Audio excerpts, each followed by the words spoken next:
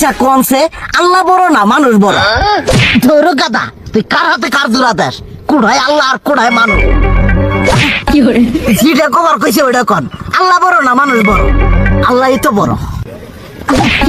আল্লাহ বড়, তাহলে আল্লাহর কথা না হইনা মানুষের কথা শুনেন কে? তুই কি কইতাছস? কি আর আল্লাহর কথা মানে না মানুষের কথা মানে? হ্যাঁ, কি আর মানুষের কথা শুনেন, তাই না?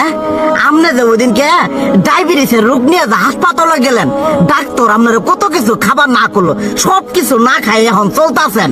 তাহলে আল্লাহ যে আপনারা কইছে যে হারাম খাবার না, সুদ খাবার না, কই আপনি তো কাম কাজ বাদ দিয়ে এলাকার আমাদের টাকা পয়সা না গায়ে খালি উল্লে দিয়েই খান, নিজেরা টেও হালাল ভাবে কামাই করেন না। ওই সুদ তো না কয়টা টেয়া করে লাভ আহে, উল্লে দিয়ে দিয়ে চলেন আর পেটা বড় বানাইছেন। শুনেন একটা কথা কই, হারামের কোনোদিন আরাম নাই। হালাল পথে রুজি রোজগার করেন, প্রয়োজনে এড়া বেলা কম খায়েন, তাও শরীর পিণ্ডও ভালো থাকবো, কোনো রোগ বেদও হবো না, আরামও পাবেন, আল্লাহও খুশি থাকবো।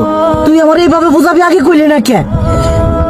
আসলে এই বিষয়টা তো আমি কখনো মাথায় এইভাবে নিইনি যে আমাদের কখনো ডাক্তার নিষেধ করলে ঠিকই আমরা নিষেধ মানি, কিন্তু উপর আল্লাহ যে কত কিছু নিষেধ করে দিয়ে সেটা মানি না। আর এই যে হারাম পথে টিয়া পয়সা কামাই করতেছেন, শরীরের মধ্যে দুনিয়া রোগ ব্যাত হয়েছে, দেখা যাইতেছে যা টিয়া হারাম পথে কামাই করতেছেন তার তো বেশি টিয়া মনে করেন জ্বলেই যাইতেছে গা বেশি। আজকের পর থেকে আমি আর এই হারাম সুদ খামো না, আমি হালাল পথে চলবো, হালাল টাকা পয়সা ইনকাম করবো। এতে করে যদি একবেলা কমও খাইতে হয় তবুও খামো, তবু আমি আর এই হারাম পথে চলবো না। আচ্ছা ঠিক আছে।